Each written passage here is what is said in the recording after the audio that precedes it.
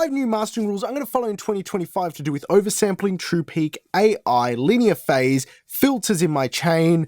This is going to be a fun video because I'm taking the drip, the 0.5%, the 1%, the 2% improvements I made in 2024, and I've went deep on them to present them to you in this video so we can all explore something we love, which is making great records, and in the process of mastering, developing and finessing our skill sets. Now, before I show you exactly what these rules are and the examples and the tests and things I've done, I want to invite you to a 5-day mastering sprint. It's completely free. It's an email-based course where I just go through the best emails that I put out last year, which are all instructional and all really detailed and resource-rich, and send them out to you for 5 days. And if you're interested in joining that 5-day mastering sprint, click the link down below. Now, let's get started into this. So the first one is oversampling. I am not oversampling my plugins. I still am doing it in specific circumstances, but for the most part, I'm avoiding it. What made me want to avoid it? Well, whenever I was using oversampling, I was hearing something which my tests still don't prove, but there's some other data which is leaning me towards avoiding oversampling. Basically, whenever I'd oversample certain plugins, the low end, that low octave of the subs, and some of the definition in the kick would lose out. It would feel like I'm losing a bit of that chestiness. I don't know how to explain that. And when I looked at FFT plots, it wouldn't explain it either. And so I avoided it. Lo and behold, Drew Vespers did some research and some sort of digging around with the DMG audio and asking them questions. And he found some interesting stuff, which I hope he brings out later this year. But ultimately, I'm like, well, I don't want to, if I'm hearing something that is, I'm not to my ear, I'm not going to follow it. I come across this video, How Oversampling Distorts Your Sound by Blue Mango Sound. DSP, software developer, making plugins, and he has a great case. And I'm not going to go through that video right now. I'm going to leave a link to that in the description. I implore you to go check it out. But I'm going to show you something very basic and a setting you can change on standard clip, which I think for the cases where I am using oversampling, it makes a big difference. So what we've got here is silence. Let's get one single sample and create a sync wave. Now this shows the interpolation between the sample points up and down. We don't want to see that. We only want to see how these dots on the grid get changed when we oversample. So what we're going to do is we're going to go into preferences, go to linear, okay? And we're just going to see where those sample points get changed. This is the default setting of oversampling on standard clip. Render. Now, what happens? We actually change samples before and after because it's applying linear phase filters. Okay, so that's how you get that ramp in to an impulse. That can smear the transient. So the very first thing, if I am going to use any sort of oversampling, I want to make sure the plugin allows me to have control over the oversampling filters, and I'm going to use a minimal phase filter. Okay, I'm going to render that out, and my transient is going to be much cleaner because I haven't got to ramp in to that impulse signal. Okay, now here's where you're probably asking, well, when are you using oversampling then?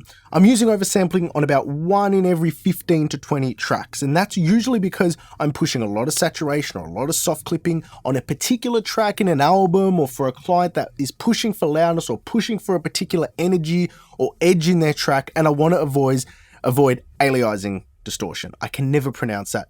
Please excuse me. So those are the use cases where I am using it. If you're using standard clip and you do need to oversample because you are getting that distortion, go into the settings, change it to a minimum phase filter. If you want to explore more about oversampling and filters, I implore you, How Oversampling Distorts Your Sound, Blue Mango Sound. Really important video there. And basically, I just haven't been oversampling things. Unless I am getting distortions above Nyquist and I can hear that folding down, then I oversample. Otherwise, I do not oversample. And this brings me to my second rule of 2025, which I was practicing for 2024, but somebody in a comment towards the end of the year left something and it got me thinking, am I doing something wrong with my true peak limiters?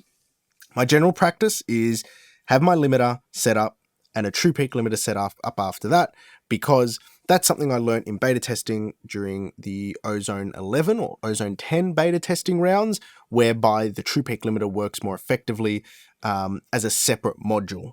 Okay, that's something I learned. And I took that into my practice and I blindly followed it, and I'll admit that. But then when somebody questioned it, I thought, well, maybe I should really dig into if this is the best thing. So The thing was that somebody mentioned was that it really shouldn't make all that much difference at all. Okay, well, let's test this. Here I have a limiter. On the first one, maximize a true peak. The true peak is engaged. The second one, I have no true peak engaged on the limiter, the same modes, and then a true peak following that. And this is how I typically set it up. A main limiter into the true peak. I always have the true peak engaged at the end of the chain, so that way as I start to drive the main limiter, I can hear that separate true peak module hitting. Does it create a difference? Let's see if it nulls or not. And then we can listen to both of them and make a decision. Now, I'm not going to argue for which one sounds better. It's just so the practice is there so you can drive a limiter without true peak limiting into a processor rather than relying on just the true peak limiting itself. And I'll explain a little bit more about that in a moment. But first, let's just see if this nulls. These are both at 0. Okay, I'm going to put these together. Okay, and we're going to get Isotope Inside, our good friend, and see, is this nulling? Now, this is at 0 dB, and there is a peak here above 0 dB at plus 0.5 decibels.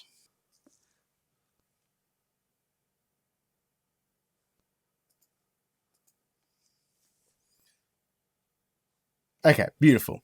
So the null is negative 50 decibels. It is not that much. But what happens, I've got these two limiters linked here. What happens when I bring the gain up?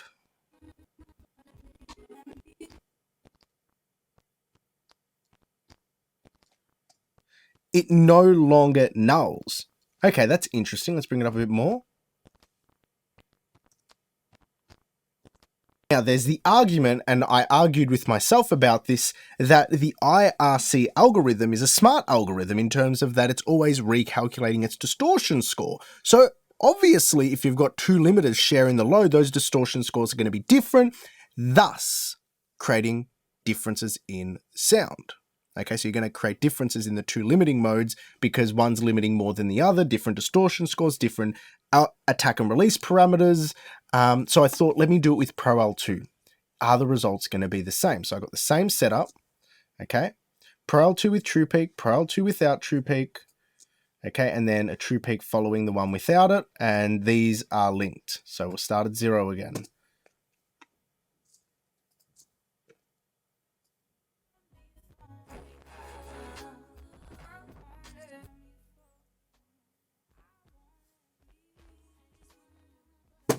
They don't null. They don't null. So the thing is, I'm not going to say I was right because that's silly. I don't know if it sounds better. However, I know what I hear when I have the true peak limiter afterwards. And to me, that's important.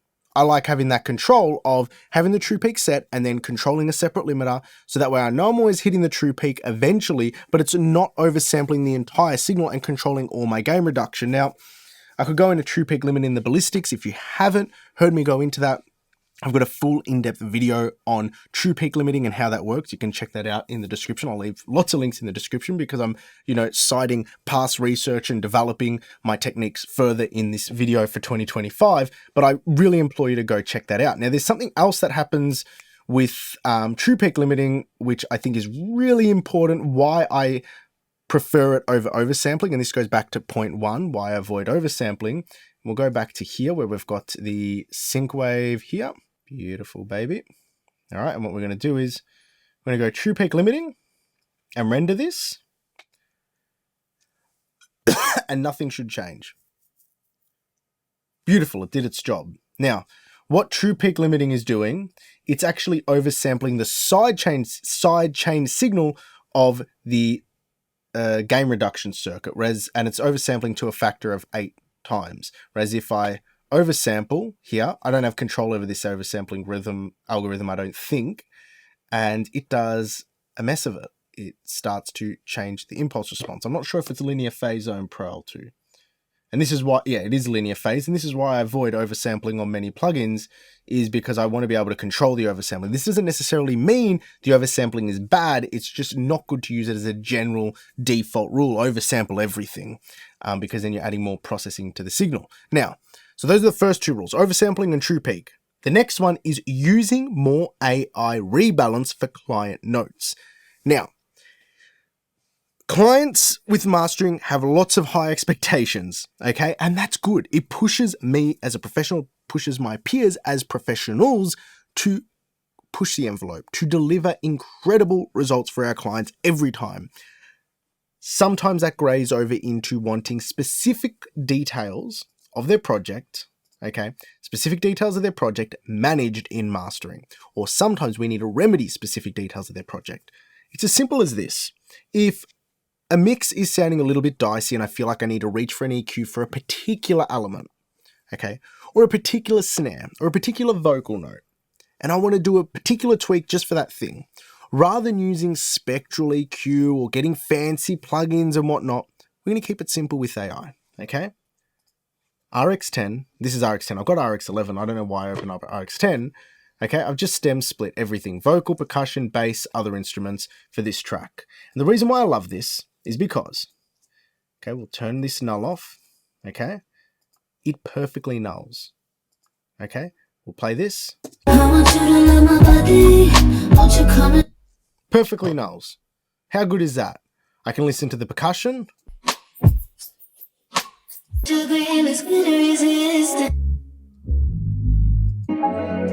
Now, they're not perfectly isolated. You're correct. You couldn't mix from these, but for subtle little changes in mastering, where you want the snare to just cut down a bit, or you want to control a little bit of the vocal tone, or a little bit of its presence and just bring the vocal up a decibel, you can do that without too much stress.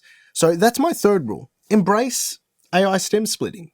It gives me access to do many things, not to be abusive with it, but not to tie my hands where I go to a client like I would have 10 years ago. I would have went back to a client and said, you need to remix this.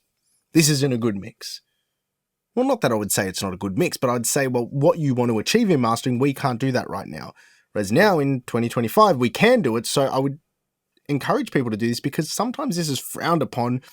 And why should it be? If you're getting the result a client wants by manipulating an individual element that they otherwise might not even know needs manipulating in order to get the result they're after, why not use the tools available? As long as you're not butchering the intent of the record, I think it's a great rule to follow to just embrace new technology, and AI in that sense, I think does an incredible job at supporting us as mastering engineers. All right, and this fourth one is a real fun one. It's something I discovered when I was putting together my Advanced Mastering Details Masterclass. So I'm going to give you two things. The first thing is I'm going to show you an excerpt from the Advanced Details Masterclass, and it's to do with Midside EQ and switching the stereo field and why I only use linear phase EQ for midside. Watch that. The second thing is there's a link to the masterclass down below if you want to join the masterclass and explore the course and the content. I think it's a great advanced mastering masterclass because not only did I put it together, I really worked hard on it, and the detail in there is very representative of a lot of the things I'm doing in sessions and that I've explored over the years. So I invite you to that. And then after this, we're going to get into my fifth rule for 2025. What creates and encodes and decodes the midside matrices? Phase relationships. Okay, that is why using linear phase with midside EQ is so critical. And I'm going to show you exactly why. What I've got here is an all-pass filter. Okay, let's put this at 1 kilohertz. Now, an all-pass filter passes all frequencies with equal gain. All it does is rotate the phase, and I've rotated the phase 180 degrees at a center frequency of 1 kilohertz, and I've turned that on. Let's listen and see if this nulls. This is on the side channel of the midside matrix. Let's see if it nulls, because technically the output of this is identical in frequency and tonal balance. All that is changing is the phase polarity at 1 kilohertz. Let's see. Catch me with no city girl. Oh. Needs a lover who doesn't turn. Okay, so why isn't it phasing? Why isn't it nulling 100%? Well, obviously the phase relationships are off, and I'm going to really test. I'm going to make it really hard because I'm going to leave the phase rotation at that frequency, and then I'm going to make it really easy in the next test to see if you can pick up what the differences are between the left-right and then the left-right mid-side matrix with this phase rotation. See if you can pick up something in the stereo imaging. All right, I really want you to, push your ears here. Couldn't catch me with no city girl, only the ones with them blonde curls, 'cause this cowboy needs a lover who doesn't turn their back away. Yeah, you finally did me a favor and you walked right out that door, and I haven't looked back ever since you left. Couldn't catch me. Okay, maybe you picked it out, maybe you didn't. It did something a bit weird to the stereo field and it didn't feel quite right. So what I'm going to do is I'm going to make it really easy to pick this out. So remember that when we did the notching and the resonance surgical EQ in the previous chapter?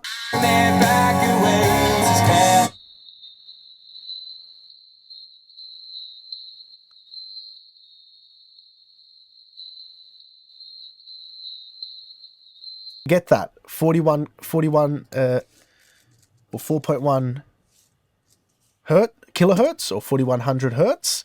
We're going to rotate the phase of that frequency. All right.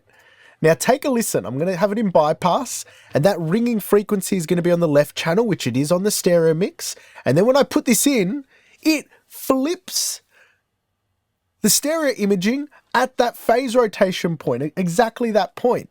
Take a listen to this. This is wild. Catch me with no city girl, only the ones with them blonde curls, 'cause this cowboy needs a lover who doesn't turn their back away. Yeah, you finally. Is that not wild? Let me just loop that ringing so we can really get it. Only the ones with, only the ones with, only the ones with, only the ones with. It flips it. So because we're decoding back to left, right, and you've changed that phase relationship, it actually shifts where that element is in the stereo field. Now, albeit when you're doing EQs, you're not doing 180 degrees of phase rotation with a bell notch doing 1 or 2 decibels, but nonetheless, it will move the stereo image if you're working without linear phase EQ. So when we get our EQ up, okay, and we've got this side channel, okay, and we're working on this side channel, or we're working on the mid channel, please make sure it is in linear phase, okay? We want to keep our stereo image strong, keep it in linear phase, as simple as that. Now, let's go through actually using Midside EQ to balance the sides and balance the mid signal, because that is really the detail I want to get into to use this tool. So, and the final rule is something I learned on the tail end of the last 3 months of last year, where I revisited it on master and I removed the chain. Okay, I'll leave a link to that video down below. And what I found was, well, I sort of knew it, but I was a bit ignorant and arrogant about the way I was going about learning about this, was that filters before clippers. For a lot of last year, I was clipping first in the chain because I wanted to control all the peaks for my dynamic processes. But what I didn't realize is that as soon as you place, okay, so I've got a sine wave here being clipped. As soon as you place a filter after a clipper, you shift the peak value. Beautiful. How horrible is that? So you go to clip it to control it, and then you place a filter after it, albeit this is a pretty aggressive filter that I'm using here. I'm using a very aggressive high pass right over the fundamental frequency, but you shift that peak. So new rule for 2025, if I use a filter, it will be before a clipper. Okay, if I'm using any clipper, I am filtering, I'm doing EQs, I'm doing any sort of spectral processing before that clipper, because if I do it after the clipper, as you can see, boom, it shifts the peak value and throws everything arse over tits. Now, those are my 5 rules for 2025. I really, really hope you enjoyed this video, and until next time, take care.